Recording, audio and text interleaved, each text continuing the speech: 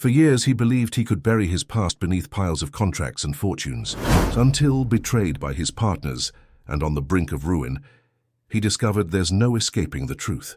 Hope is reborn when his daughter, whom he abandoned without knowing the truth, shows up with evidence that could change everything. Now together they must tear down the lies of the past. If you love great stories, please subscribe to our channel and comment where you're from. We'll keep going.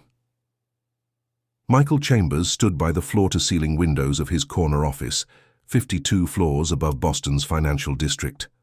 From this height, the city looked like a perfect miniature, all its flaws and chaos reduced to an orderly grid of lights and shadows. He preferred it this way, controlled, distant, observable without being touched.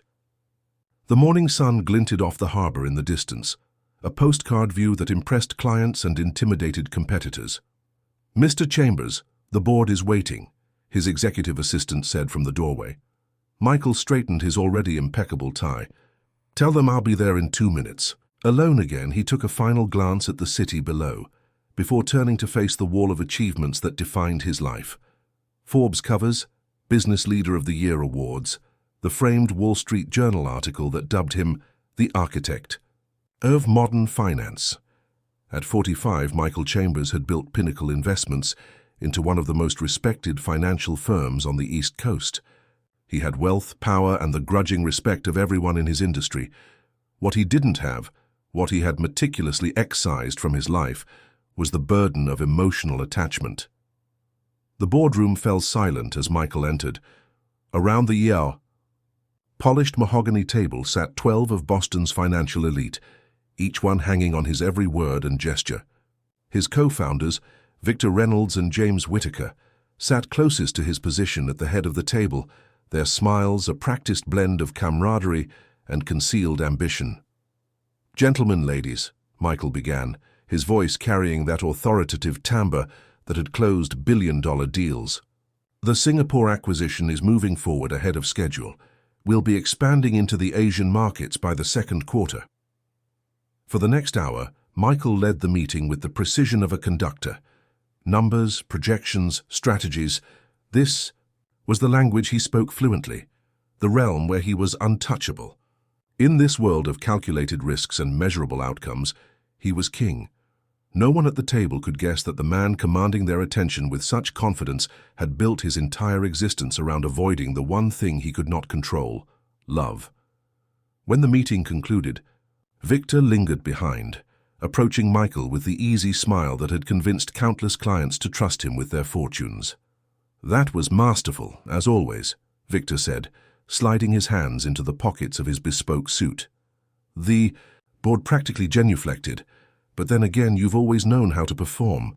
Michael gathered his papers, not looking up. "It wasn't a performance, Victor. It was business." "Everything's a performance with you, Michael. That's what makes you so damn good at what you do." Victor leaned against the table. "A few of us are having drinks at the Liberty tonight. You should join us. Remember what socializing is like." "Have work to do." "You always have work to do. 11 years of the same excuse is getting old, even for you." The casual reference to the 11-year time span sent a jolt through Michael's carefully constructed composure. 11 years since Sarah. 11 years since that day at Massachusetts General Hospital, when he'd walked in with a wife and walked out with nothing. Nothing but a hollowness that no amount of success had ever filled. "I appreciate the invitation," Michael said stiffly, "but I'll have to decline." Victor studied him for a moment. "You know, there's more to life than quarterly reports and acquisition deals, even for Michael Chambers." After Victor left, Michael stood alone in the empty boardroom, the silence pressing in around him. 11 years. His daughter would be 11 now. The thought came unbidden, unwelcome, like it sometimes did in moments of weakness. He pushed it away with practiced efficiency. Back in his office, he immersed himself in work, the only reliable anesthetic for unwanted thoughts. Hours passed, the skyline transitioning from daylight to dusk to the glittering nightscape of Boston. His phone buzzed with a text from his sister, Catherine. "Mom's birthday dinner this weekend. She's expecting you. No excuses this time." Michael sighed. Family obligations were an inconvenience he tolerated only because Catherine refused to. Let him disappear completely. His relationship with his mother had grown strained over the years, her persistent questions about his personal life, an irritation he preferred to avoid. As midnight approached, Michael was one of the last people in the building. He liked it. This way, the emptiness, the silence, the absence of human complications. He poured himself 2 fingers of Macallan 25, a ritual that marked the transition from work to his equally solitary home life. His penthouse apartment in Back Bay offered another spectacular view, another space meticulously designed to reflect success while revealing nothing of the man who lived there. No family photos adorned his walls, no mementos or keepsakes cluttered his surfaces. The interior designer he'd hired had filled the space with appropriately impressive art and furniture, creating a showroom that could belong to anyone, or no one. As he did most nights, Michael took his scotch to the terrace and stood looking out over the city. Boston slept beneath him, millions of lives intersecting in ways he had deliberately removed himself from. Somewhere out there in a suburb he had never visited, lived a girl he had never known. Eleanor Mitchell, Sarah's mother, had taken the child without argument. She'd been the one to suggest it, in fact, during those horrible days after Sarah's sudden complication during childbirth. "You're in no state to raise a baby, Michael," she'd said, her own grief temporarily set aside in the face of his complete emotional collapse. "Let me take her. You can be involved as much or as little as you need." He had chosen as little as possible. The financial arrangements were handled through lawyers. The trust fund was managed by a third party. Birthday and Christmas gifts were selected and sent by his assistant. The distance was maintained year after year until it calcified into permanence. In the beginning, there had been attempts at connection. Eleanor would call with updates. There were invitations to birthday parties, school events, holidays. There were photos sent in emails he never opened, letters in envelopes he never unsealed. Eventually, the attempts dwindled, then stopped altogether. The silence between them grew until it seemed impossible that anything could ever bridge it. Michael finished his scotch, the familiar burn doing little to warm the coldness that had settled in his chest 11 years ago. Tomorrow would be the same as today. The same meetings, the same deals, the same solitary dinner, the same empty apartment. The routine was a fortress he had built around himself, brick by brick, year by year. But fortresses could be breached. And Michael Chambers was about to discover that the walls he had built to keep pain out had also kept him locked in. As he prepared for bed, Michael didn't know that across town, in a modest house in Newton, his carefully constructed world was about to collapse. He didn't know that the conspirators he thought were allies had set in motion events that would force him to face everything he had spent 11 years running from. He didn't know that his daughter, a girl he wouldn't recognize if he passed her, on the street, was about to become the only person who could save him. He didn't know that the silence he had chosen would soon be shattered, and that the noise rushing in would change everything. The first signs of trouble arrived with the morning. News. Michael was completing his usual 5-mile run along the Charles River when his phone began vibrating incessantly. Stepping to the side of the path, he wiped sweat from his brow and checked the screen. 17 missed calls, 29 text messages, all within the past 30 minutes. The first headline appeared when he unlocked his phone. Financial fraud investigation targets Pinnacle Investments. The second was worse. Michael Chambers named in federal probe. Michael's breath caught in his throat. The crisp autumn morning suddenly felt frigid as he scrolled through message after message from his executive team, his lawyers, his publicist, all variations on the same panicked theme. By the time he reached his apartment, the story had exploded across every financial news outlet in the country. Inside his penthouse, Michael turned on the television to see his own face staring back at him from the screen, alongside phrases like alleged misappropriation of funds and investor deception. The reporter's voice was clinically detached as she described how federal agents had seized documents from Pinnacle's offices in a pre-dawn raid. "This is impossible," Michael muttered, immediately calling his chief legal counsel. "It's bad, Michael," said Howard Green, his voice grave. They're claiming systematic fraud going back at least 5 years. Falsified reports, manipulated investments, misrepresented holdings. That's absurd. I review every major financial statement personally. They have documents with your signature on them, lots of them. Then they're forgeries. Howard, you know how I operate. Everything by the book. I know that. But the evidence they're presenting tells a different story. Be at my office in an hour. And Michael, don't talk to anyone, especially not Victor or James. The mention of his partners sent a cold wave of suspicion through Michael. He ended the call and immediately pulled up the secure server where Pinnacle's most sensitive financial documents were stored. His access was denied. He tried again with a different password. Again denied. Someone had locked him out of his own company's records. 3 hours later, Michael sat in Howard's office while the lawyer explained the gravity of the situation. They're building a case that you masterminded a sophisticated scheme to defraud investors. The prosecutor is talking about 20 years of potential penalties. This is insane. Michael paced the room. Someone is setting me up. The question is who and why, Howard replied, adjusting his glasses. The signatures look authentic. The paper trails lead directly to offshore accounts in your name. If this is a frame job, it's extraordinarily thorough. It has to be an inside job. No one else would have access to that level of documentation or the ability to forge my signature. So convincingly, Howard nodded gravely. My thoughts exactly, which means someone close to you, someone you trust. The words hung in the air between them. Michael had built his business on a foundation of calculated risk and careful trust. He had partners, associates, employees, but after Sarah he had never truly let anyone in. The irony wasn't lost on him, that his emotional fortress might have blinded him to betrayal hiding in plain sight. Victor and James, Michael said finally, they're the only ones with sufficient access and authority. Your oldest friends, Howard reminded him. Your partners since day one. Friends is a strong word for business relationships, Michael replied, the coldness in his voice matching the chill settling over his future. Check them out, discreetly. By evening, Michael's world had contracted to a claustrophobic series of crisis meetings. His publicist crafted careful statements denying all allegations. His executive team huddled in conference rooms, their expressions oscillating between shock and concealed judgment. The stock price of Pinnacle Investments plummeted, erasing billions in value within hours. Through it all, Victor and James presented a united front of concerned solidarity.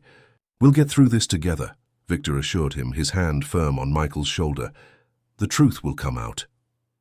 But Michael caught the glances they exchanged when they thought he wasn't looking, the whispered conversations that stopped.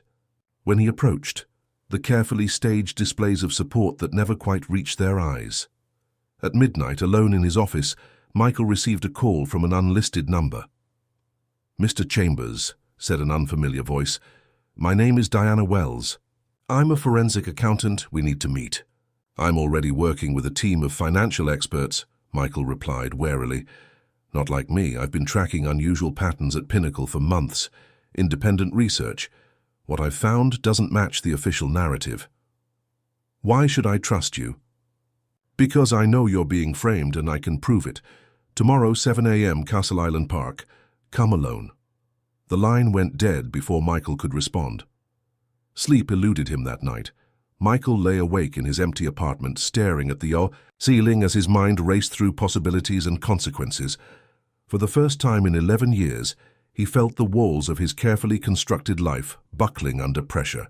The control he had cultivated with such precision was slipping away, leaving him exposed to the very chaos he had dedicated his existence to avoiding. Morning found him walking along the windswept paths of Castle Island, collar turned up against the chill coming off Boston Harbor. A woman in her late 40s approached him, her grey-streaked hair pulled back in a practical ponytail, her expression grave. Mr. Chambers, she said without preamble, thank you for coming. You said you have proof I'm being framed. Not exactly proof yet, but I have evidence of systematic document manipulation within Pinnacle's systems, backdated entries, altered timestamps, fabricated transaction records. Michael studied her. You have access to our internal systems? Diana smiled thinly. Let's just say cybersecurity isn't Pinnacle's strongest suit, especially when someone on the inside is leaving doors open. Victor and James, Michael said, the suspicion that had been building now hardening into certainty. I can't say for sure, but the trail leads high up the chain of command. This isn't the work of some rogue trader or mid-level manager. This is orchestrated at the top. Why are you telling me this? What's your angle? Diana hesitated, then reached into her bag and pulled out a folded newspaper clipping. It was yellowed with age, dated 11 years earlier. I used to work with your wife, Sarah, at the children's hospital. She was kind to me during a difficult time in my life. When I saw your name connected to this scandal, something didn't feel right. Michael stared at the clipping, unable to touch it. It was a small notice about a hospital fundraiser, with Sarah's smiling face among a group of pediatric staff. He had avoided seeing her image for so long that the sudden visual impact was physically painful. Sarah had integrity, Diana continued softly. She believed in you completely. I don't think she would have been wrong about that. Michael finally looked away from the photo. What do you need from me? Access to your personal files, emails, financial records, anything that might help establish timeline inconsistencies. And you need to be careful. Whoever is behind this has spent years planning it. They won't hesitate to take more drastic measures if they feel threatened. I have a meeting with Victor and James this afternoon. A strategy session. Don't let them know you suspect anything. Act defeated, vulnerable. Make them think you're falling apart. The more they underestimate you, the more likely they are to make a mistake. As they parted ways, Michael felt something unfamiliar stirring within him, a complicated mix of fear, rage, and something he hadn't allowed himself to feel in years. A connection to his past, to Sarah, to the man he had been before he sealed himself off from the world. Back at his apartment, Michael began gathering every personal document he could find. As he worked, his phone rang. The number was unfamiliar. Mr. Chambers, said a woman's voice, wavering slightly. You don't know me. My name is Patricia Anderson. I was Eleanor Mitchell's neighbor. Michael froze. Eleanor Mitchell, Sarah's mother, his daughter's guardian. Mrs. Mitchell passed away 3 days ago, the woman continued. A heart condition. She always said if anything happened to her, I should contact you about Emily. Emily. His daughter's name sounded foreign in his ears, a word from a language he had deliberately forgotten. I'm sorry, Michael said, his voice distant. I wasn't aware of Eleanor's condition. Emily is alone now, Mr. Chambers. She has no other family. She needs her father. The word father hit Michael like a physical blow. For 11 years he had been many things: CEO, financial, wizard, philanthropist when it served his image. But never, not for one moment, had he been a father. I can't, he began, the familiar walls snapping back into place. This isn't a good time. There are legal issues, financial arrangements. Mr. Chambers, Patricia interrupted, her voice suddenly steel. This isn't about money.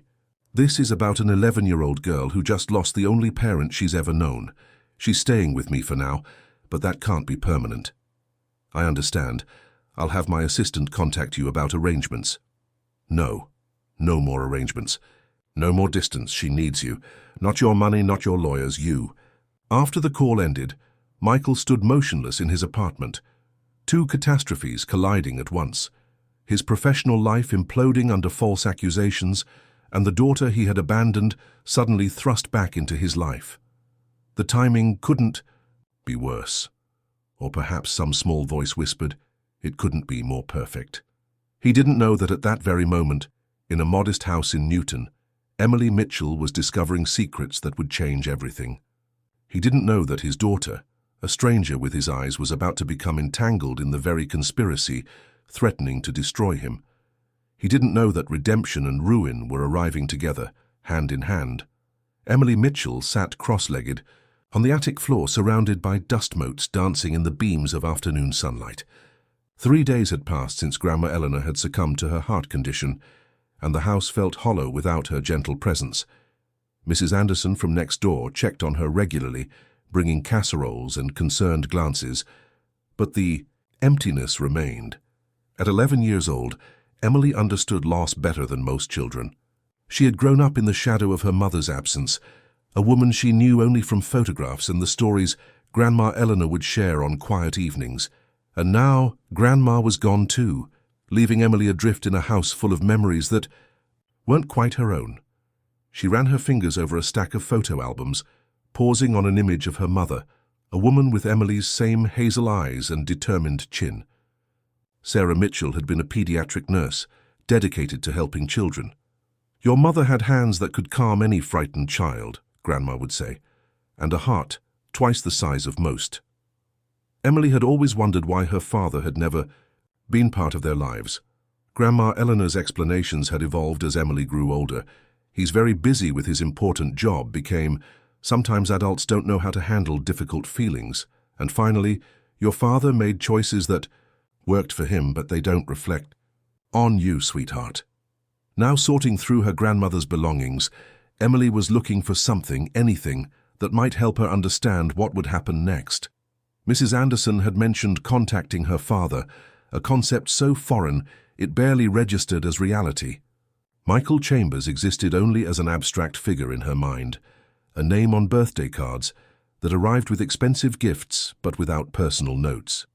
The attic was the last unexplored territory in the house, a repository for the things Grandma Eleanor had considered too precious to discard, but too painful to keep in daily view.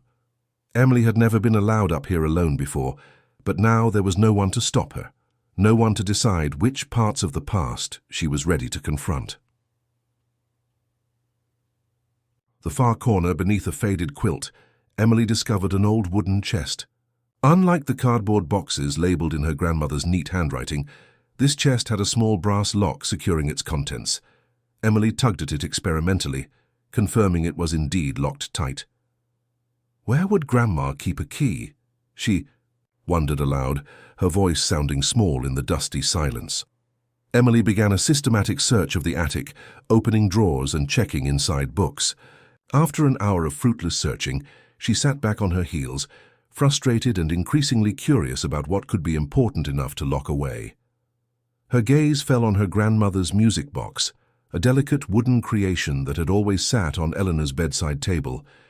Emily had brought it up to the attic that morning, unable to bear seeing it in its usual place.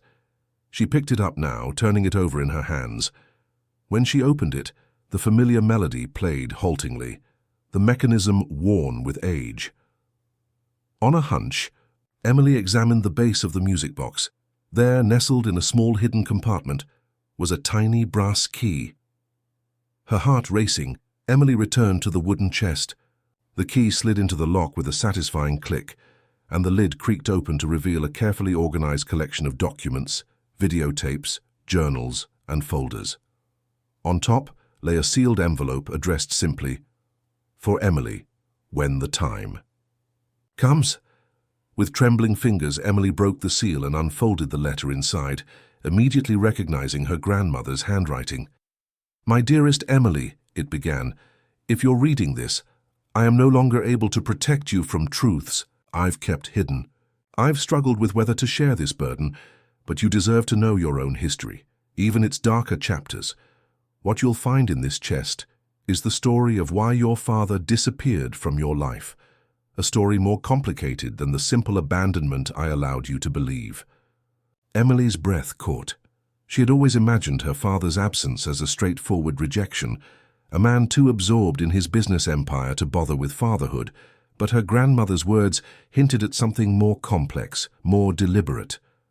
The letter continued, "Your father, Michael, was devastated by your mother's sudden passing during childbirth. In those early days, his grief was so profound that I truly believed he was incapable of caring for an infant. I offered to raise you, an arrangement that seemed best for everyone. But what began as a temporary solution became permanent through manipulation and deception. Not all of it Michael's doing." Emily read on, her world tilting with each revelation. The letter detailed how Michael's business partners, Victor Reynolds and James Whittaker, had systematically intercepted communication between Michael and Eleanor for years. Birthday invitations that were never delivered. Letters returned as address unknown, phone calls redirected or blocked entirely. "I didn't understand at first," Eleanor wrote, "but eventually I began keeping records, gathering evidence. Sarah had never trusted those men. In her final days, she confided concerns about financial irregularities she had discovered while organizing your father's personal accounts. I believe her suspicions may have been well-founded, and that Reynolds and Whittaker have spent years isolating your father, making him emotionally dependent on their friendship while manipulating his business for their own gain." Eleanor's letter explained how she had hired a private investigator 3 years earlier, after receiving a misdirected email that confirmed her suspicions. The chest contained all the evidence she had gathered: recorded phone calls, intercepted emails, surveillance photos of the partners meeting with known financial criminals. "I plan to bring this all to Michael's attention," the letter concluded, "but my health began failing before I could find a way past the barriers his partners had erected around him. Now this responsibility falls to you, though it's a terrible burden for a child. Trust no one connected to Pinnacle Investments. If you need help, contact Robert Thompson. He was your father's most loyal employee before Reynolds and Whittaker engineered his dismissal. I've included his information. Be careful, my brave girl. There are powerful people who wouldn't want these truths revealed." Emily sat back, the letter trembling in her hands. Outside, the afternoon had faded into evening, but she barely noticed. Her mind raced with implications and questions. The father she had resented for years might actually be a victim himself, manipulated and isolated by the very men he trusted most. She turned to the chest again, methodically examining its contents. There were dozens of birthday cards and letters, signed by Michael Chambers, that had never reached her. There were photographs of her father looking at a baby, at her, with an expression of such raw grief and love that it made her throat tighten. At the bottom of the chest, Emily found a small collection of VHS tapes labeled by date. The most recent was marked Evidence Compilation, Financial Fraud. Another was simply labeled Sarah, Final Days. Emily carried the tape downstairs to the living room, where Grandma Eleanor had maintained an old VCR for the memories, as she would say. Her hands shook as she inserted the tape labeled with her mother's name. The screen flickered to life, revealing a hospital room. A woman who had to be her mother lay in a bed, pale but determined, speaking directly to the camera. "Michael, if anything happens to me, you need to know." Sarah's voice was weak but resolute. "Victor and James have been altering financial records. I found discrepancies when I was organizing your home office last month. They're building something that looks like your signature on documents you never saw. I've hidden copies in—" The video cut off abruptly, the rest of the message lost. Emily rewound and watched it again, studying her mother's face, committing every detail to memory. This woman, who had given her life bringing Emily into the world, had been trying to warn her father about the very people who would later separate them.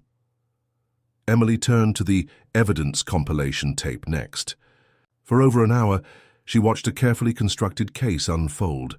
Surveillance footage, recorded conversations, document comparisons, showing how Michael Chambers' signature had been expertly forged on dozens of financial transactions. By the time Mrs. Anderson knocked on the door to check on her, Emily had formed a clear picture of the elaborate betrayal that had shaped her life. Her father hadn't simply abandoned her, he had been systematically cut off from her, while simultaneously being set up for a financial fall that was only now coming to fruition. "Emily, are you all right?" Mrs. Anderson called through the door. "I brought some dinner." Emily quickly turned off the TV and hid the tapes under a sofa cushion. "Coming," she called, her mind racing. She couldn't tell Mrs. Anderson what she'd discovered. Her grandmother's warning echoed in her mind. Trust no one connected to Pinnacle Investments. Over a barely touched plate of lasagna, Emily listened. Has Mrs. Anderson explained that she had reached Emily's father earlier that day? "He seemed distracted," Mrs. Anderson said carefully. "There's apparently some trouble with his company right now, but he promised to make arrangements. She hesitated. "Emily, I know this is all happening very fast, but would you like to speak with him? I have his number." Emily considered the question, her newfound knowledge making the decision complicated. The father she had resented for years might not be the man she had imagined, but if she revealed what she knew too soon, she might lose any chance of helping him or herself. "Not yet," Emily said finally. "I need a little more time." After Mrs. Anderson left, Emily returned to the attic and the wooden chest. Among the documents, she found contact information for Robert Thompson, the loyal employee her grandmother had mentioned. It was time to reach out to the one person who might help her navigate the dangerous waters ahead. As night fell, Emily sat at her grandmother's desk, the evidence spread before her. On the television in the background, a news anchor discussed the growing financial scandal surrounding Pinnacle Investments and its CEO, Michael Chambers. The photograph they showed was of a stern-faced man in an expensive suit, a stranger who shared her eyes and the curve of her jaw. Emily picked up her grandmother's phone and dialed the number for Robert Thompson. As it rang, she glanced at the framed photo of her mother on the desk. "I'll fix this," she whispered to the smiling woman in the picture. "For both of us." Robert Thompson lived in a modest apartment in South Boston, the kind of place that blended into the background of the city. At 58, he had the weathered look of someone who had seen both good times and bad, and had made his peace with both. His living room walls were adorned with fishing, trophies and faded photographs from his 20 years at Pinnacle Investments, back when it was a hungry startup with principles. The phone call from Eleanor Mitchell's granddaughter had caught him completely off guard. He had known Eleanor, of course, had met her several times during the early days when Michael Chambers was still a man capable of maintaining personal relationships. But he hadn't spoken to her in years, not since his unceremonious firing from Pinnacle, after raising concerns about financial irregularities to Michael. Now, sipping coffee and watching the morning news coverage of Michael's growing scandal, Robert felt a complex mix of vindication and regret. He had warned Michael about Victor and James years ago, had tried to show him the suspicious patterns emerging in the company's offshore activities. For his loyalty, he had been escorted from the building by security, his reputation in financial circles systematically destroyed by whisper campaigns and blacklisting. The doorbell rang precisely at 9 o'clock. Robert opened it to find a serious-faced girl with hazel eyes that instantly brought Sarah Chambers to mind. The resemblance was uncanny and unsettling. "Mr. Thompson?" she asked, her voice steadier than he would have expected from a child her age. "I'm Emily Mitchell." Robert ushered her inside, noting the 2 large backpacks she carried and the watchful way she assessed his apartment. This was not a typical 11-year-old. "I was surprised to get your call," he said, offering her a seat on the worn sofa. "It's been a long time since I had any connection to the Chambers family." "My grandmother trusted you," Emily replied, simply. "In her letter, she said you were the only person at Pinnacle who couldn't be bought." Robert's eyebrows rose. High praise from Eleanor. She was an excellent judge of character. "She was right about a lot of things," Emily said. She unzipped her backpack and began removing items. Folders, VHS tapes, a small notebook, including what's happening to my father now. For the next hour, Robert reviewed the evidence Emily had brought. The systematic interception of communication between Michael and his daughter, the surveillance photos of Victor and James meeting with known financial fixers, the carefully documented timeline of suspicious financial activities at Pinnacle that coincided with major personal crises in Michael's life, almost as if his partners had deliberately timed their moves to moments when he would be most distracted. "Your grandmother was thorough," Robert said finally, closing the last folder. "This confirms what I suspected years ago but could never prove. Victor and James have been playing a very long game." "Why?" Emily asked, the simple question carrying the weight of her 11 years of abandonment. Robert sighed. "Money, primarily. Pinnacle manages billions in investments. With Michael as the face of the company, the trusted financial genius, they could operate in his shadow, skimming and manipulating without scrutiny. But I think it was also about control. Michael changed after your mother's passing. He became emotionally dependent on the company, on his work identity. It made him vulnerable to their manipulation. They kept him away from me, Emily said, a slight tremor in her voice betraying her composure. All those years. It served their purposes, Robert explained. A Michael Chambers with family connections, with emotional attachments. That man would have been harder to isolate, harder to control. They needed him alone, focused entirely on the company, and now they're going to let him take the fall for everything they've done. Yes, the timing is no coincidence. They've built this case against him for years, creating a paper trail that leads directly to Michael and away from themselves. Once he's convicted, they'll express shock and dismay, restructure the company and walk away with everything. Emily's expression hardened with a determination that seemed to age her beyond her years. We need to stop them. We have to show this evidence to someone who can help. It's not that simple, Robert cautioned. Victor and James have connections throughout the financial industry, even in regulatory bodies. They've spent years building their safety net, and they're dangerous, Emily. If they realize you have this evidence— I don't care, Emily interrupted. They stole my father from me. They're about to steal his whole life. I have to try. Robert studied the girl before him, seeing echoes of both Sarah's compassion and Michael's determination. The preliminary hearing is in 3 days. That's our window.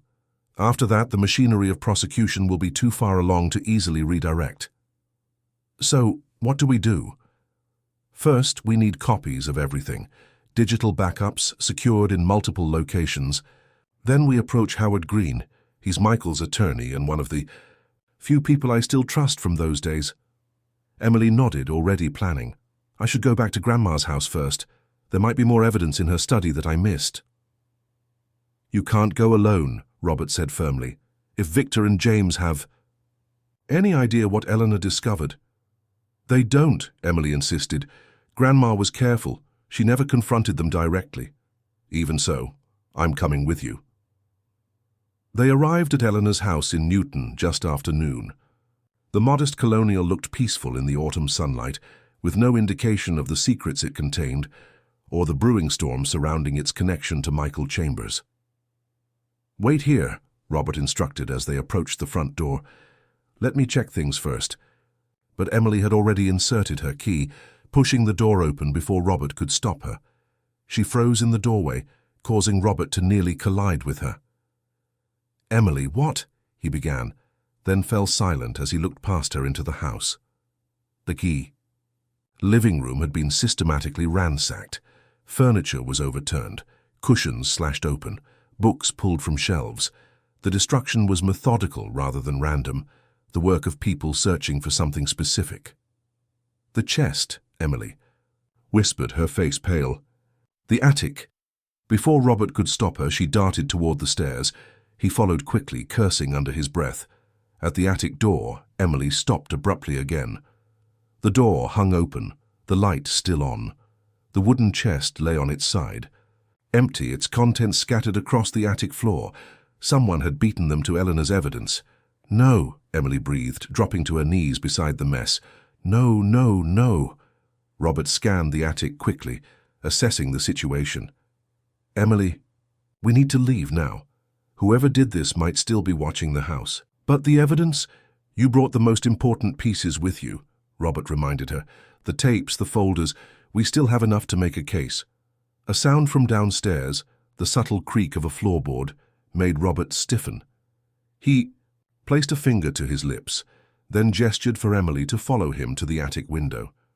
There's a porch roof just below, he whispered. Can you climb down? Emily nodded, her eyes wide but determined. Robert helped her through the window, then followed, closing it behind them. They crept across the sloped roof, then lowered themselves to the edge where Robert helped Emily drop, safely to the ground. He followed, wincing as his aging knees protested the impact. They made it to Robert's car, just as a black SUV with tinted windows turned onto the street. Robert ducked down, pulling Emily with him, and they watched through the windows as 2 men in suits exited the vehicle and approached Eleanor's house.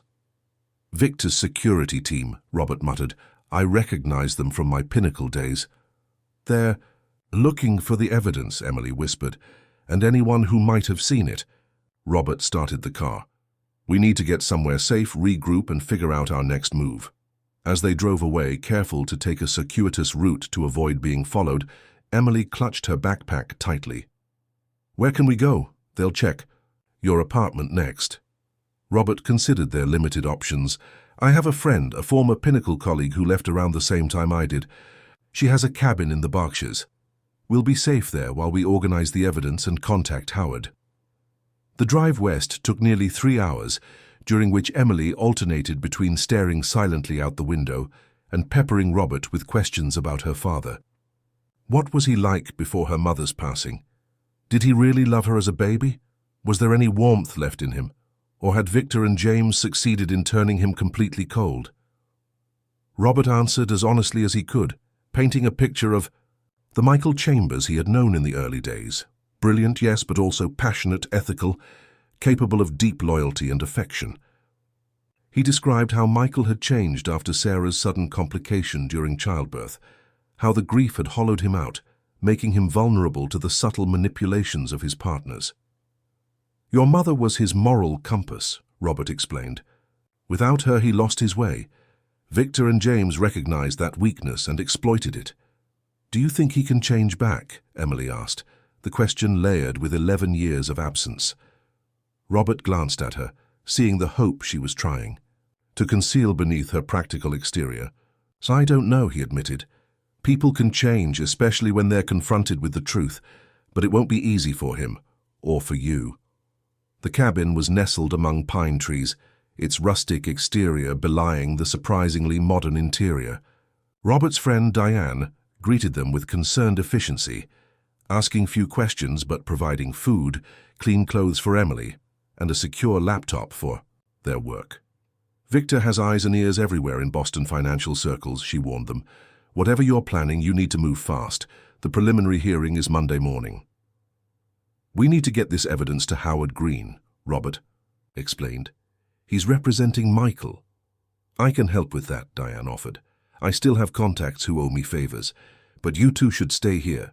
It's not safe for either of you in the city right now. Emily shook her head firmly. I need to be there. I need to see my father. Emily, Robert began gently, it might be better if... No, she interrupted. I didn't bring all this evidence just to hide in the woods. I'm going to the hearing. I'm going to face him and Victor and James. I'm going to fix what they broke. Robert studied her resolute expression and recognized the same unwavering determination he had once admired in Michael Chambers. All right, he conceded. But we do this carefully. We get the evidence to Howard first, prepare him for what's coming, and you stay with me at all times. As night fell over the Berkshires, Emily sat on the cabin's porch staring up at the stars, while Robert and Diane made plans inside. In less than 48 hours, she would finally stand face to face with the father she had never known, man who might not even recognize her, who had missed 11 years of her life, who might be too damaged by grief and betrayal to bridge the chasm between them. She pulled a small blue ribbon from her pocket, her mother's hair ribbon, one of the few personal items she had brought from her grandmother's house. Eleanor had given it to her years ago, explaining that Sarah had worn it on her wedding day. I'm coming, Dad, Emily whispered to the night sky, whether you want me or not. The Boston Federal Courthouse stood like a fortress of glass and stone, its modernist architecture gleaming in the morning sunlight. Inside, Courtroom 3B buzzed with a toxic mixture of anticipation and schadenfreude as reporters, financial analysts, and curious onlookers packed the gallery. The preliminary hearing of United States versus Michael Chambers had become the hottest ticket in Boston, a chance to witness the potential downfall of a financial titan who had seemed untouchable just days earlier. Michael sat at the defense table, beside Howard Green, his posture rigid, his expression carved from marble. Over the weekend, his world had continued to unravel. The Board of Pinnacle Investments had placed him on administrative leave. His accounts had been frozen pending investigation. Former colleagues avoided his calls. The press had turned his name into a synonym for greed and deception. Only Howard remained steadfastly in his corner, though even he seemed increasingly pessimistic about their chances. The evidence against Michael appeared overwhelming, documented patterns of fraud spanning years, all bearing his digital or physical signature. "Remember," Howard murmured as they waited for the judge, "this is just a preliminary hearing. We're entering a not guilty plea and requesting reasonable bail. Save your energy for the actual trial." Michael nodded mechanically, his eyes fixed on the prosecution table where Assistant U.S. Attorney Caroline Delaney arranged her materials with methodical precision. Victor and James would be called as witnesses later in the proceedings, positioned as shocked business partners who had only recently discovered Michael's alleged deceptions. The betrayal burned like acid in Michael's stomach. He had spent 11 years building walls around himself, trusting in work, in systems, in the rational order of financial equations, never in people. The irony was bitter. His emotional isolation, meant to protect him from pain, had left him vulnerable to the very human treachery he had tried to avoid. "All rise," the bailiff announced as Judge William Hargrove entered the courtroom. As the proceedings began, Michael scanned the gallery, noting the familiar faces of financial journalists, competitors barely concealing their satisfaction, and a surprising number of former clients. Near the back, a movement caught his eye. A middle-aged man with a girl, perhaps 11 or 12, slipping quietly into the last row. Something about them nagged at Michael's attention, but he couldn't place why. Judge Hargrove, known for his no-nonsense approach and impeccable ethics, reviewed the charges. Securities fraud, wire fraud, money laundering, and conspiracy. The list went on, each charge carrying potential years in federal prison. "How does the defendant plead?" Judge Hargrove asked. Howard stood. "Not guilty on all counts, Your Honor." Caroline Delaney rose next, outlining the government's case. With damning efficiency, she described a sophisticated scheme orchestrated by Michael to defraud investors and enrich himself through hidden offshore accounts. She detailed document trails, suspicious timing of transactions, and the discovery of fabricated financial statements. "The evidence will show," she concluded, "that Mr. Chambers systematically abused the trust placed in him by investors, employees, and the financial community at large. We request that bail be denied, as the defendant has both the means and the international connections to flee the country." Howard countered with arguments about Michael's deep ties to Boston, his lack of prior criminal history, and his willingness to surrender his passport. The legal parrying continued, but Michael found his attention repeatedly drawn to the girl in the back row, who watched the proceedings with an intensity that seemed out of place for someone her age. There was something familiar about her eyes, about the determined set of her jaw. A cold wave of recognition washed over him as the impossible truth crystallized in his mind. Emily, his daughter. The realization hit him with physical force, and he had to grip the table to steady himself. What was she doing here? Why now of all moments? Judge Hargrove was speaking, setting bail at $10 million with electronic monitoring and travel restrictions. Michael barely registered the words. His focus remained fixed on the child.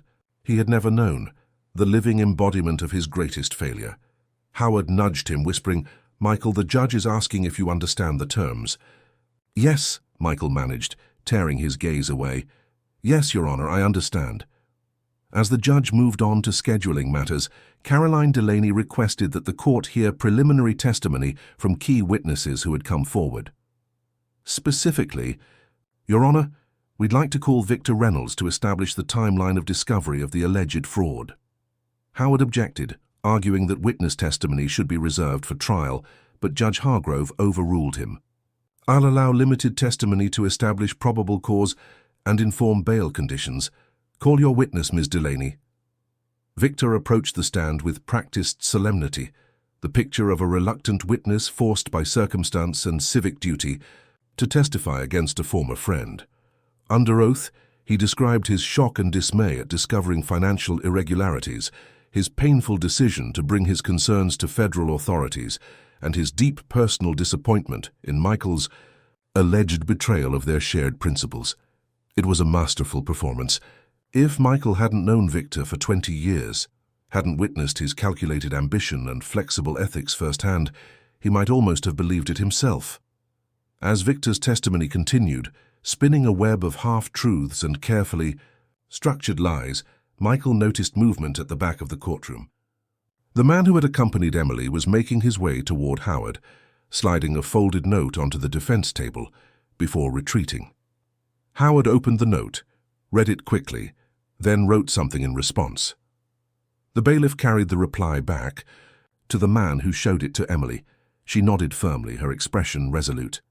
Mr. Chambers, Victor was saying on the stand, often worked alone late into the night.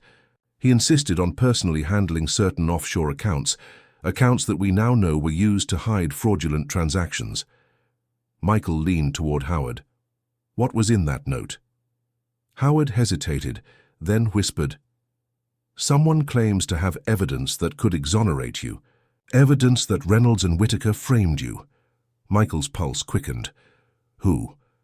Before Howard could answer, the courtroom doors burst open.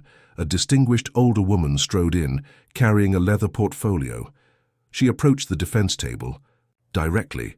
"Your Honor," she announced, "I'm Diana Wells, forensic accountant. I have evidence pertinent to these proceedings that the court needs to see immediately." Judge Hargrove frowned. "Ms. Wells, this is highly irregular. So is allowing an innocent man to be framed for financial crimes committed by the very witness currently perjuring himself on your stand." A murmur rippled through the courtroom. Victor's testimony halted. Mid-sentence, his composed facade cracking slightly. Caroline Delaney was on her feet instantly. "Your Honor, this is outrageous. This person is not on any witness list." "I'll decide what's outrageous in my courtroom, Counselor," Judge Hargrove cut in. He studied Diana Wells thoughtfully. "Ms. Wells, you're making serious allegations about witness testimony. Are you prepared to back them up?" "Absolutely, Your Honor. I have digital forensic evidence showing document manipulation, timestamp alterations, and signature forgery, all pointing to systematic framing of Michael Chambers by Victor Reynolds and James Whitaker." From the gallery, Emily watched intently as the adults argued over procedure and admissibility. The forensic accountant had been Robert's idea, a respected professional who could present their evidence with credibility the court would recognize. But Emily knew that documents and technical explanations wouldn't be enough. The judge and jury needed to understand the human story behind the conspiracy, needed to see the personal destruction that Victor and James had engineered alongside the financial fraud. She reached into her backpack, fingers closing around the VHS tape containing her mother's final warning. It was time. As Diana Wells presented her evidence to the increasingly attentive judge, Emily slipped from her seat and moved toward the front of the courtroom. Robert tried to stop her, but she was too quick, too determined.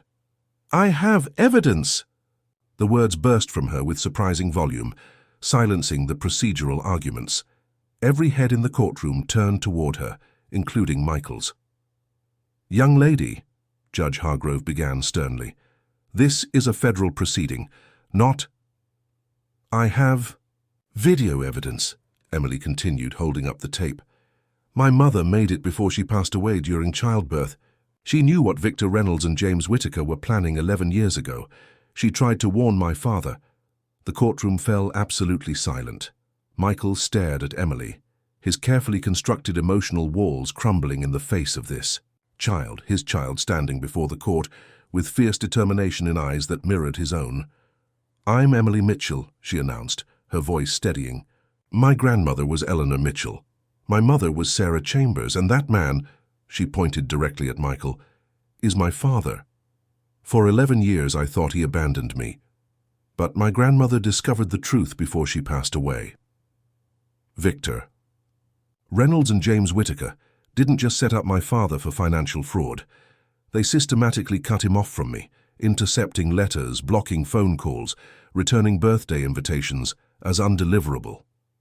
Judge Hargrove, who had been about to instruct the bailiff to remove Emily, paused. Something in the girl's composed intensity gave him pause. "Young lady, these are very serious allegations." "Yes, Your Honor, and I have proof." She held up the videotape again. "This is my mother in the hospital. trying to warn my father about what his partners were planning. She discovered financial irregularities just before her complication. There's more evidence too.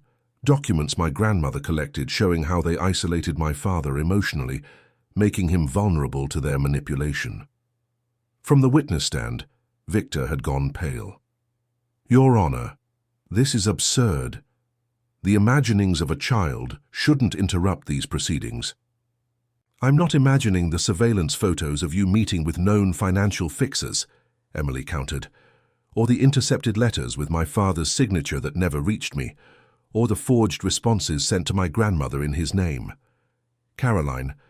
Delaney looked increasingly uncertain, glancing between Emily, Victor, and her case notes. Judge Hargrove studied the situation, then made a decision. Miss Delaney, Mr. Green, approached the bench. After a brief, intense conference, he addressed the courtroom. We'll take a 30-minute recess while I review this new evidence in chambers. Ms. Wells, Ms. Mitchell, you'll join us, along with counsel for both sides. Mr. Reynolds, you're still under oath and are not dismissed. As the judge rose, the courtroom erupted in whispers and movement. Michael stood, his eyes never leaving Emily. For 11 years he had built his life around avoiding emotional connection, around the certainty that love led only to unbearable loss. Now, watching his daughter stand firm against powerful men who had betrayed them both, he felt something crack open inside him. A terrible, wonderful vulnerability he had forgotten was possible. Emily turned toward him, their eyes meeting directly for the first time. Neither spoke, neither moved. But in that silent moment of recognition, something long broken began, imperceptibly to heal. In the judge's chambers, the evidence unfolded with devastating clarity. The videotape of Sarah Chambers, recorded days before her passing, explicitly warned of document manipulation by Victor and James. Diana Wells's forensic analysis showed digital timestamps that had been altered to implicate Michael. Emily's collection of intercepted communications revealed the systematic isolation of Michael from his daughter. Most damning was a recorded conversation between Victor and James, captured by Eleanor's private investigator, discussing the long game of setting Michael up to take the fall for their financial misdeeds. We've been moving the pieces for years, Victor said on the recording. By the time anyone realizes what's happening, it'll all lead back to Michael. Perfect setup. Perfect. Fall guy. When they returned to the courtroom, Judge Hargrove's expression was thunderous. He ordered the immediate arrest of Victor Reynolds for perjury and tampering with evidence, and issued a warrant for James Whitaker, who had conveniently failed to appear for the hearing. The charges against Michael Chambers are dismissed without prejudice, Judge Hargrove announced. Ms. Delaney, I expect your office to thoroughly investigate the evidence presented today, with an eye toward bringing charges against Mr. Reynolds and Mr. Whitaker instead. As Victor was led away in handcuffs, his carefully constructed persona finally shattered. You don't understand, he snarled at Michael. You were nothing before we rebuilt you. We made you, we owned you, and you never even noticed. In the chaotic aftermath, reporters shouted questions, cameras flashed, and legal teams huddled in urgent conferences. Through it all, Michael and Emily remained in their separate spaces, connected by glances, but separated by 11 years of absence. Robert Thompson approached Michael first. She's an extraordinary girl, he said quietly. Eleanor raised her well.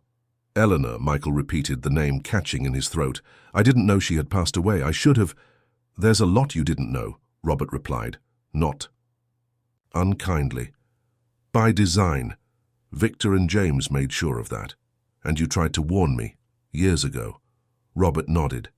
You weren't ready to hear it then? And now? Michael glanced toward Emily, who was speaking with Diana Wells. What happens now? That's up to you, Robert said. And her. But if you want my advice, don't wait. 11 years is long enough. The courtroom slowly emptied. Michael approached his daughter with careful steps, as one might approach a rare and wild creature that could startle and disappear at any moment. Emily turned to face him, chin lifted, eyes wary but hopeful. Hello, Emily, he said softly, his voice unsteady with emotion he had forbidden himself for over a decade. I'm Michael.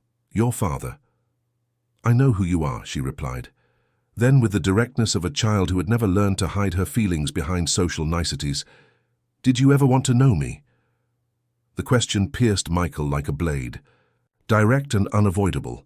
In this moment, there was no room for anything but truth. Yes, he said simply, every day, but I convinced myself that staying away was better for you, that I was too broken after your mother, that I would only hurt you. I was wrong, Emily, so wrong. Emily studied him, searching for something in his face. Whatever she found seemed to satisfy her because she nodded once, decisively. Grandma, Eleanor said you were smart about everything except feelings, she told him. She said you'd need help with those. Despite everything, Michael found himself smiling, a rusty, unpracticed expression. Your grandmother was a wise woman. She also said it's never too late to fix what's broken, Emily added. Even if you have to start with the smallest pieces first. She held out her hand, offering him her mother's blue ribbon. This was Mom's. Grandma gave it to me. I thought maybe you'd like to see it. Michael took the ribbon carefully, running the silken material between his fingers. Sarah had worn this on their wedding day, a bright spot of color against her dark hair. The memory came flooding back with startling clarity, not with the usual stab of pain, but with a bittersweet warmth he had not allowed himself to feel in years. Thank you, he said, his voice thick. He returned the ribbon to her palm and gently closed her fingers around it. She would be so proud of you, Emily, so proud of your courage today. Would she be proud of you? Emily asked, the question not accusatory, but genuinely curious. Michael considered this honestly. No, he admitted, not of the man I've been these past 11 years, but perhaps she would be proud of the man I might still become. Emily nodded again, satisfied with his answer. Mr. Thompson says I can't go back to Grandma's house. It's not safe yet. No, Michael agreed, glancing at Robert, but I have a home with plenty of room. If you'd consider, I'll need my own space, Emily said practically, and my books, and I don't eat seafood. Michael felt something strange happening to his face. He was smiling again, wider this time. No seafood, noted. As they left the courthouse together, not touching yet but walking side by side, Michael realized that the fortress he had built around himself had always been a prison. With each step beside his daughter, he felt the walls continuing to crumble, exposing him to both pain and possibility in equal measure. It was terrifying, it was necessary, it was perhaps the beginning of healing. The first week of Emily's life in Michael's penthouse unfolded with the awkward choreography of strangers forced into intimacy. They circled each other cautiously, connected by blood, but separated by years of absence, each uncertain of the rules governing their newfound relationship. Emily claimed the guest bedroom furthest from the master suite, arranging her salvaged possessions with meticulous care. Michael, for his part, found himself second-guessing every interaction, every word, painfully aware of his inadequacy in this most fundamental of human connections. "Do you need anything for school?" he asked one morning over the breakfast he had carefully prepared, scrambled eggs that Emily mostly pushed around her plate. "Books, supplies, school?" Emily looked up, surprise evident in her expression. "I haven't thought about that yet." Michael realized his mistake immediately. Eleanor's passing, the discovery of the conspiracy, the courtroom confrontation, all had happened in a matter of days. Of course, Emily hadn't considered something as mundane as school supplies. "I'm sorry," he said quickly. "I didn't mean to—" "It's fine," Emily interrupted, that too adult practicality asserting itself. "I should be thinking about it. Grandma Eleanor would want me to keep up with my education." The mention of Eleanor created a moment of shared discomfort.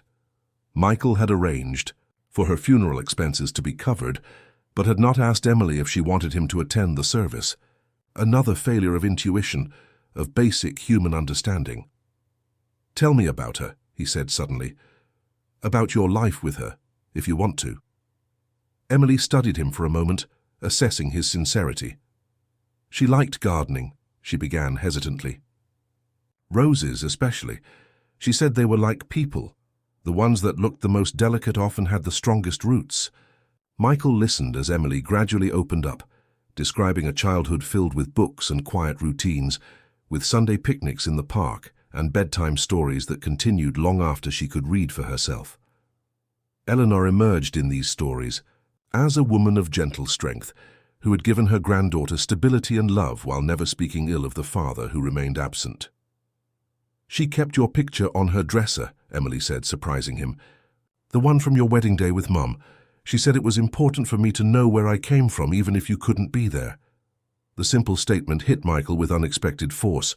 While he had been methodically erasing Sarah from his visible life, Eleanor had been keeping her memory alive for their daughter. While he had been avoiding all evidence of Emily's existence, Eleanor had been ensuring that Emily knew she had a father, however distant. "I didn't deserve her kindness," he said quietly. "Probably not," Emily agreed with startling frankness. "But Grandma always said kindness isn't about what people deserve, it's about who you choose to be." The wisdom in this child, his child, left Michael momentarily speechless. What might his life have been if he had allowed himself to know her? All these years? What might he have learned from the remarkable woman Eleanor had clearly been? Their days settled into a cautious routine. Michael took a leave of absence from Pinnacle, where the board was in chaos following the arrests of Victor and James. Emily accompanied Robert Thompson to retrieve more of her belongings from Eleanor's house now that the immediate danger had passed.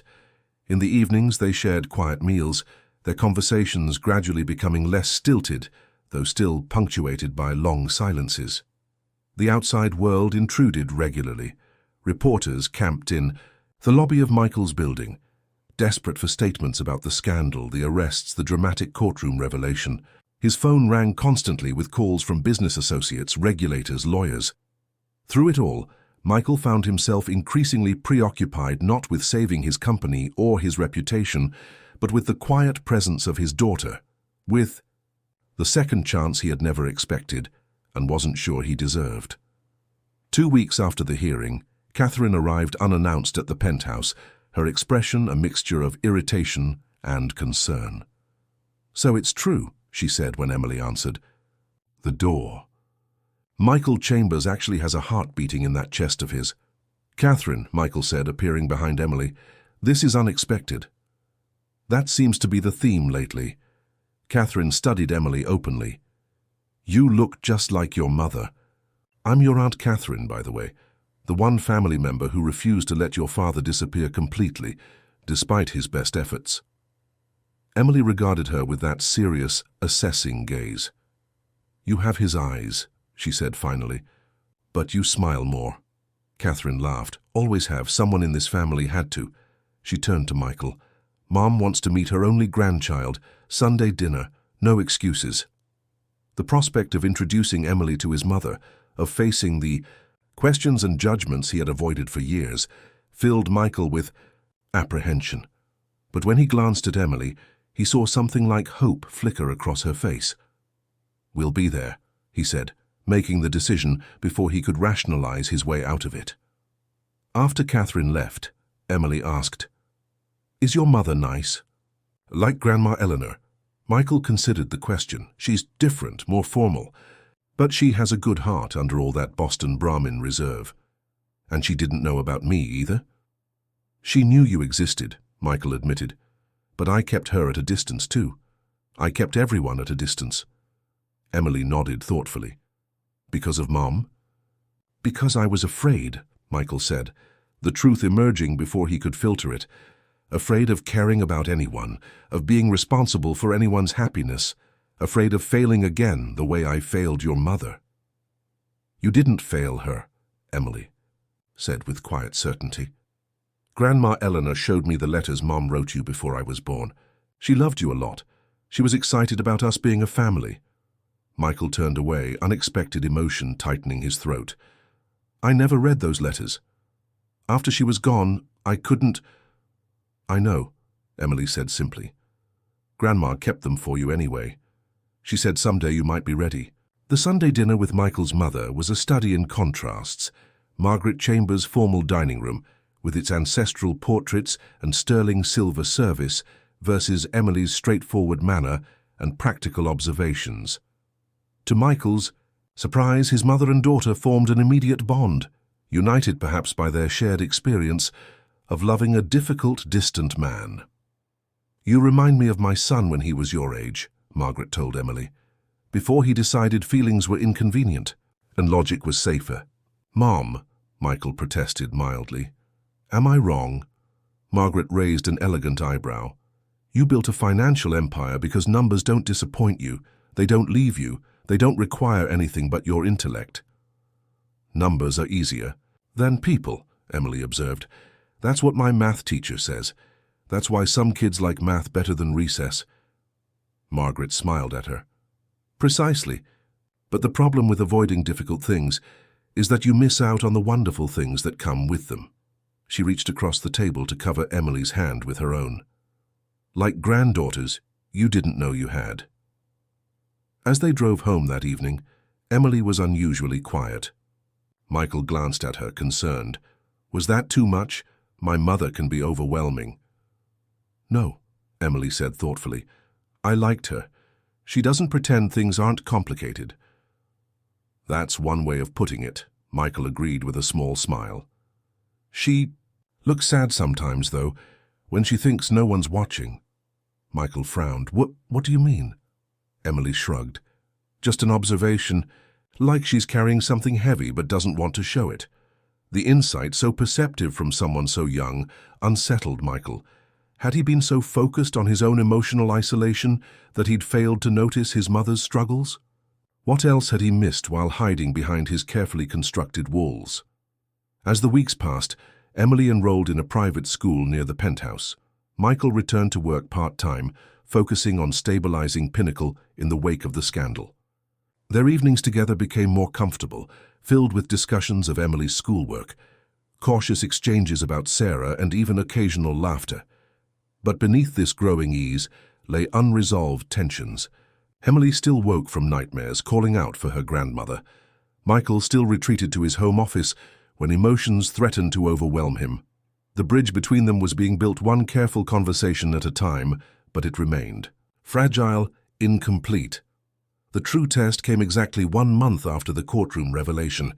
Michael arrived home to find Emily sitting on the floor of his study, surrounded by papers she had discovered in his desk while looking for a stapler. "Emily, what are you—" he began, then froze when he saw what she was reading. In her hands was a preliminary report from a private investigator he had hired years earlier to look into Sarah's medical care during childbirth. The investigation had explored potential negligence by the hospital staff, searching for someone to blame for the complication that took her life. "You tried to sue the hospital," Emily said, looking up at him with confusion. "You thought they were responsible for what happened to Mom." Michael stood in the doorway, uncertainty pinning him in place. "Yes. But the report says there was no evidence of negligence. It says her complication was unpredictable, unpreventable." "I know that now," Michael said quietly. "I didn't want to believe it then." "Why?" Emily asked, the simple question cutting to the heart of everything. Michael moved into the room slowly, sitting on the floor across from her. "Because if someone was to blame, I could direct my anger at them. I could file lawsuits and demand accountability. I could do something." He looked down at his hands. "If no one was to blame, then it was just life. Random, cruel, uncontrollable life taking the person I loved most, and I couldn't fight that. I couldn't fix that." "So you shut down instead," Emily said. "You built walls." "Yes." "And you shut me out too." Michael met her gaze directly. "I convinced myself you were better off without me, that I was too broken to be what you needed. It was easier than admitting I was terrified of loving you and losing you, too." Emily considered this, her expression solemn. "Grandma Eleanor said grief makes people do strange things that don't make sense to anyone else." "Your grandmother was very wise," Michael said. "She also said that at some point you have to choose whether to stay broken or start healing." Emily gathered the papers, returning them to their folder with careful hands. "She waited a long time for you to choose healing." The quiet accusation in those words stung, but Michael recognized their truth. "I'm trying now," he said softly. "I know it's late. Too late for Eleanor. Maybe too late for you to ever fully trust me. But I'm trying, Emily." Emily studied him. For a long moment, her eyes so like Sarah's that it made his heart ache. "I know," she said finally. "Me too." That night, Michael dreamed of Sarah for the first time in years. Not the haunting nightmare of her absence that had plagued him after her passing, but a gentler vision of her sitting in a garden, smiling as she watched something in the distance. When he turned to see what she was looking at, he woke, the dream dissolving but leaving behind an unfamiliar sensation of peace. The next morning, over breakfast, Emily announced, "I want to visit Mom's grave. With you." Michael's hand stilled around his coffee cup. "I haven't been there in 11 years. "I know, Grandma told me. She said you went once right after the funeral and never again." Michael nodded, unable to speak around the tightness in his throat. "I think it's time," Emily said, her voice gentle but firm, "for both of us." That afternoon they stood together before Sarah's headstone in Mount Auburn Cemetery. The autumn light filtered through maple trees beginning to turn, casting dappled shadows across the smooth marble. Emily placed fresh flowers, white, roses, Sarah's favorite, at the base of the stone. "Grandma and I came every month," she said. "We'd tell her about school and books I was reading. Grandma said it was important to keep her included in our lives." Michael stared at the simple inscription, "Sarah Mitchell Chambers, beloved wife, mother, daughter, healer of children." The dates of her birth and passing bracketed a life too short but vibrantly lived. "I don't know what to say to her," he admitted, his voice barely audible. Emily slipped her hand into his, the first time she had initiated such contact between them. "Just say hello," she suggested. "Tell her you're here, that's a good start." Michael tightened his fingers around his daughter's smaller hand, drawing strength from the connection. "Hello, Sarah," he began haltingly. "I'm here. We're here. Together." As they stood in the gentle autumn sunlight, Michael felt something shift inside him. Not the dramatic shattering of walls, but the quiet opening of a door long sealed shut. Through that door came pain, yes, but also the first tentative tendrils of something he had thought forever lost to him. Hope. Later that evening, as they walked along the Charles River, Emily asked the question that had been building between them. "What happens now?" "With us?" Michael considered his answer carefully. "That depends partly on what you want, Emily. I know this arrangement was sudden, born from necessity rather than choice. If you'd prefer different guardianship arrangements—" "That's not what I meant," she interrupted. "I meant what happens with us trying to be family. Is this temporary until things settle down? Or are you planning to actually be my dad?" The directness of the question, the vulnerability beneath its practical exterior, pierced Michael to his core. This child, who had lost her mother before knowing her, who had now lost the grandmother who raised her, was asking if he planned to disappear from her life again. "I want to be your father, Emily," he said, the words emerging with surprising certainty, "not just legally or financially, but really your father. I know I've missed 11 years that I can never get back. I know I have no right to expect you to trust me or even to like me. But if you're willing to give me a chance, I want to try." "Really try?" Emily nodded, her expression serious as she processed his words. "I'd like that," she said finally. "But I think it will be hard, for both of us." "Yes," Michael agreed, "it will be. We'll make mistakes.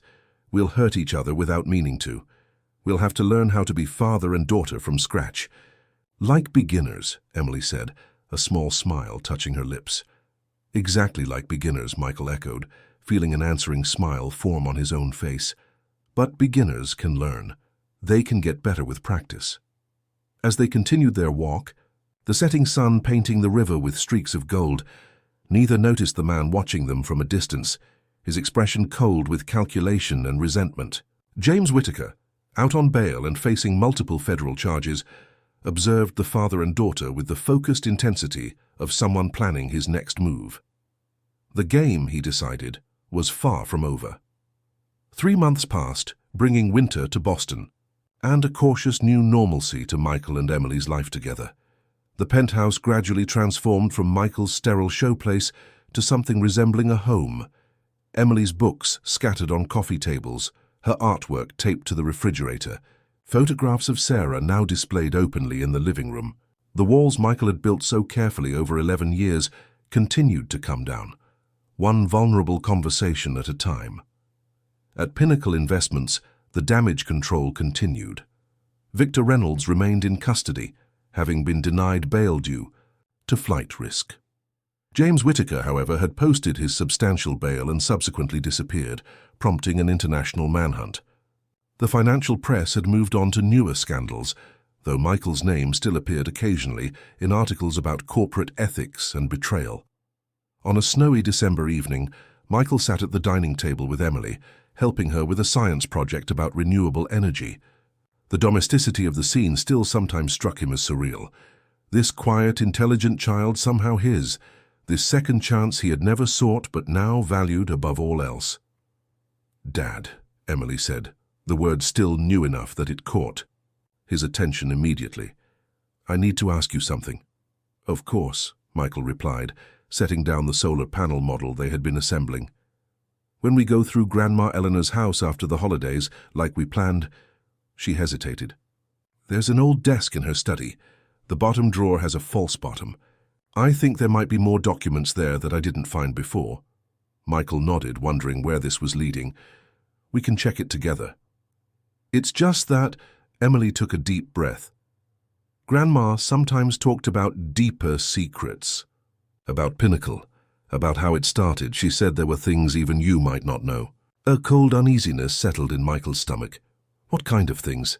"I don't know exactly, but she said the problems didn't begin with Victor and James, that they just exploited something that was already broken." Emily looked down at her hands. "I'm afraid of what we might find." Michael considered this carefully. After the revelations of the past months, the betrayal, the manipulation, the systematic isolation, he had begun the painful process of questioning everything. He had once taken as certain, including the foundation of his own success.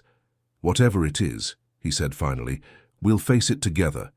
The truth is better than not knowing." Emily studied his face, searching for any sign of insincerity. Apparently satisfied, she nodded. "That's what Grandma used to say too." The following weekend brought a heavy snowstorm, trapping them in the penthouse with board games and hot chocolate. As night fell, Michael built a fire in the rarely used fireplace, while Emily assembled a puzzle. On the coffee table, the domesticity of the scene still occasionally startled him. This peaceful coexistence, so different from the solitary life he had constructed for himself. The doorbell rang, surprising them both. Michael wasn't expecting visitors, and the building's security was supposed to announce anyone coming up. "Stay here," he told Emily, suddenly wary. The events of the past months had left him cautious, aware that Victor and James still had allies who might bear grudges. He checked the security panel by the door, frowning when he saw Robert Thompson's face on the screen. The older man looked agitated, stamping his feet against the cold in the hallway. "Robert," Michael said, opening the door, "this is unexpected." "I know, I'm sorry." Robert stepped inside, snow melting from his coat onto the hardwood floor. But this couldn't wait. He nodded a greeting to Emily before turning back to Michael. "I received a package today, addressed to me but with instructions to deliver it to you." "From whom?" Robert handed over a padded envelope. "Eleanor Mitchell. It was held by her attorney, with instructions to be delivered 3 months after her passing, if certain conditions were met." Michael stared at the envelope, then at Robert. "What conditions?" "That you and Emily were living together, that you were genuinely attempting to build a relationship." Robert glanced at the domestic scene, the fire, the puzzle, the 2 mugs of cocoa. Clearly those conditions have been met. After Robert departed, Michael sat with the envelope on the sofa, Emily beside him, both staring at it as if it might suddenly animate itself.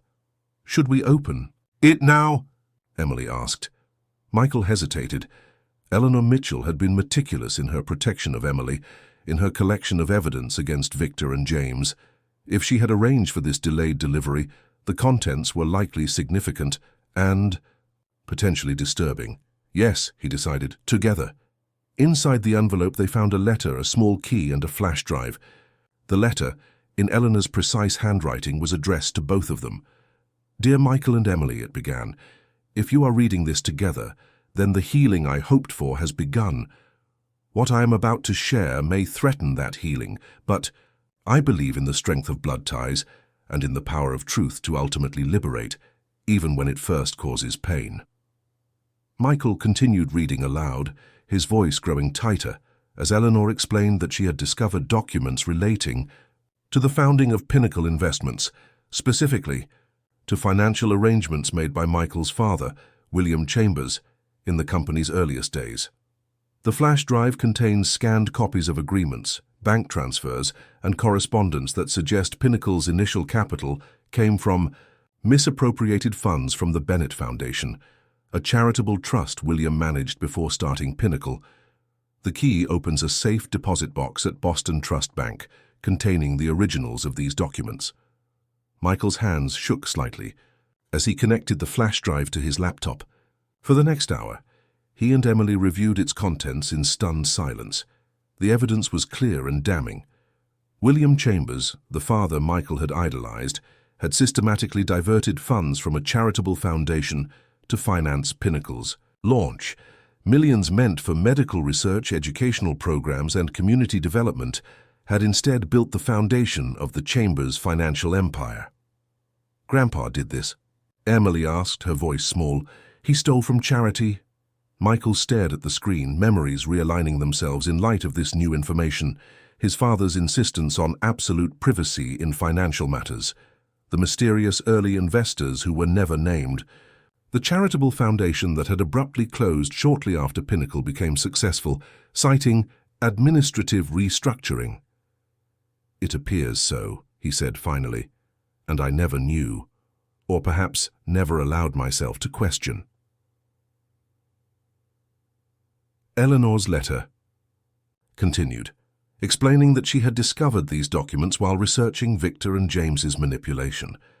"I believe they discovered this secret years ago and have held it as insurance, their ultimate leverage over you should their other plans fail. In the wrong hands, this information could destroy not only your reputation, but the entire legacy of Pinnacle Investments." Emily watched her father carefully. "What are you going to do?" It was the central question, one that cut to the core of who Michael Chambers truly was, who he wanted to be. The easy path would be to destroy the evidence, to protect the company and the wealth that had defined his identity for so long. Eleanor had given him that option by delivering these documents privately rather than exposing them publicly. But that path would require returning to the man he had been before, the man who built walls, who chose isolation over connection, who valued reputation and success above truth and integrity. Michael closed the laptop slowly. "I need to make this right." "But you didn't do anything wrong," Emily pointed out. "It was Grandpa." "I've benefited from it my entire life," Michael replied. "Everything I've built has been on a foundation of stolen funds. I can't pretend otherwise. Not anymore. If you tell people you could lose everything, Pinnacle could collapse." Michael looked at his daughter, this remarkable child who had somehow found her way back to him despite all his efforts to remain unreachable. "Not everything," he said softly. "Not what matters most." The next 2 weeks were a whirlwind of private meetings with attorneys, financial advisors, and eventually federal regulators. Michael presented the evidence of his father's misappropriation and proposed a resolution, a complete accounting of the original diverted funds, with full restitution plus interest to the descendants of the Bennett Foundation's intended beneficiaries.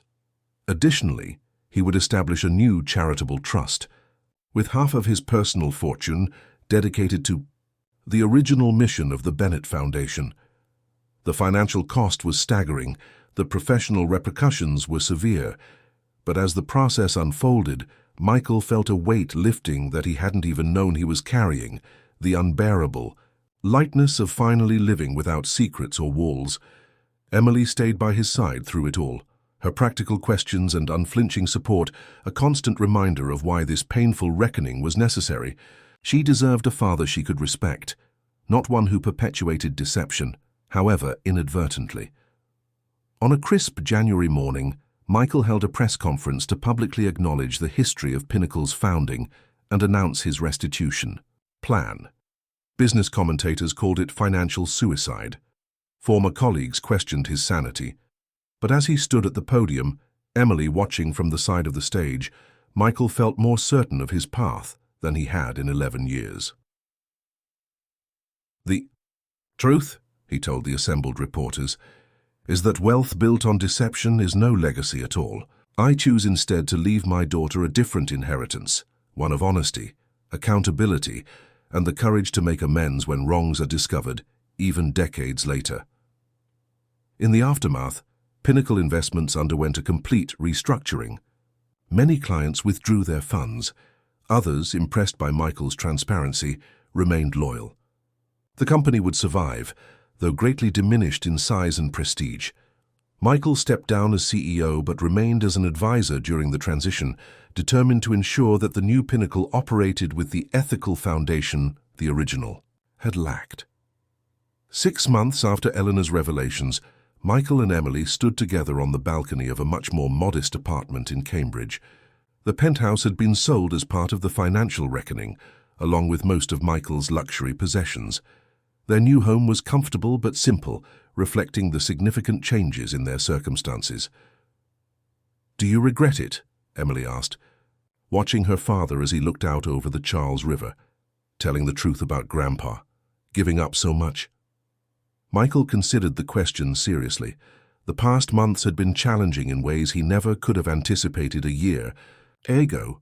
His fortune was largely gone. His reputation in financial circles was forever altered. The carefully constructed identity he had built over decades had been dismantled, leaving him to discover who Michael Chambers truly was without the armor of wealth and power. "No," he said finally, "I don't regret it. For the first time in my adult life, I'm not hiding from anything, not from painful emotions, not from the truth about my family, not from the responsibility of being your father." He smiled at her. "It turns out that facing what you fear most is actually the beginning of freedom, not the end of it." Emily leaned against him, and he put his arm around her shoulders, a casual physical affection that had once been unimaginable, but now felt natural, necessary. "Mom would be proud of you," she said. "Grandma Eleanor, too." "I hope so," Michael replied softly. "I hope they would see that I finally learned what they both understood all along, that no success is worth the cost of your soul, and no amount of money can substitute for genuine human connection." From the living room came the sound of laughter. Catherine and Margaret Chambers had come for dinner, a weekly tradition now that their family had begun to heal its many fractures. The rebuilding of these relationships had been as important as Michael's professional and financial reckonings, perhaps more so. "We should go in," Emily said. "Aunt Catherine is probably telling Grandma Margaret embarrassing stories about you again." Michael chuckled. "Undoubtedly." As they turned to join the others, Emily paused. "Dad, all those years you were alone, were you ever happy? Even a little?" The question caught Michael off guard with its perceptiveness. He thought back to his life in the penthouse, surrounded by wealth and achievement, but isolated by his own design. Had there been happiness in that sterile existence? "I thought I was," he answered truthfully. "I had constructed a version of happiness based on control and success. But it wasn't real happiness. It was just the absence of pain. There's a difference." Emily nodded thoughtfully. "And now?" Michael looked at his daughter, this remarkable child who had broken through his carefully constructed walls, who had forced him to confront both his past and his potential future. Then he glanced toward the living room, where his mother and sister waited, where photographs of Sarah now sat openly on side tables, where a life of genuine connection had finally begun.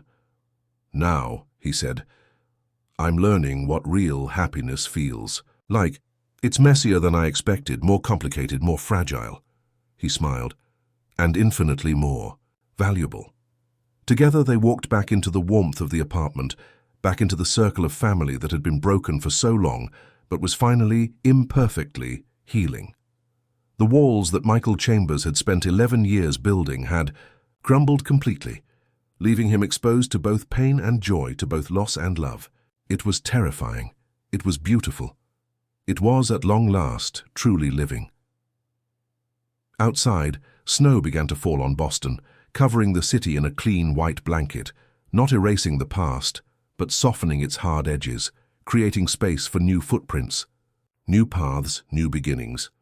Dear listeners, we hope Michael and Emily's journey of healing and reconnection has touched your hearts. For more emotional stories that explore the complexities of family bonds, forgiveness, and second chances, we've prepared a special playlist of equally captivating narratives. Find it by clicking to your left. If this story moved you, please subscribe to our channel and give this video a thumbs up. Every day we bring unique stories that explore life's deepest challenges and most beautiful moments. Don't miss our upcoming content, and please share your thoughts in the comments below. What would you have done in Michael's position? We're eager to hear your perspective on this emotional journey.